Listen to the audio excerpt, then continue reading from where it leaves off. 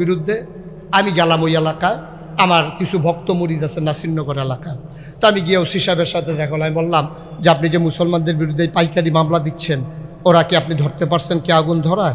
কয় হুজুর এটা উফরের নির্দেশ, মামলা দেওয়ানো লাগবে, উপায় নাই, না হলে চাকরি থাকতো না। তা আমি কই তো দুই এক জায়গায় ধৈর্য দেন না। কয় এত মেহনত হুজুর কেমনে পাইকারি মুসলমানের বিরুদ্ধে দিলে এটা খায় বালা। কারণ আমার বুড়ি তো 2-3 জন ফিরে গেছে মামলায়। আমি গেলাম, গিয়া বললাম যে ভাইরা তোমরা এই কাজ কেন করো? শত বছরের আমাদের ইতিহাস, আমরা মিল্লামিশা থাকি, তো তোমরা গিয়া কালীঘর আগুন লাগাইছো গীতা? হুজুর আমরা কি এই কাম, আপনি জীবনে আমরা এই কামও দেখছেন? একটা জীবনে মানুষের একটা ক্ষতি করি না, আর হিন্দুর কালীঘরে গিয়ে আগুন লাগাবো কেন?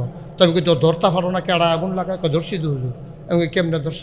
হুজুর আমরা গিয়া ওই কালীঘরের উপরে আম গাছ আছে, রাতের 12টার সময় আম গাছ গিয়ে উঠটা বইয়া রয়েছি, দড়ি লইয়া টর্চ লাইট লইয়া, কেডায় আগুন ধরায় তারে ধরতে হইব। তো আমরা তো বৈশা রয়েছি চুপ করে, কেউ ঘুমাইতে আসি, কেউ বিড়ি টানতে আসি।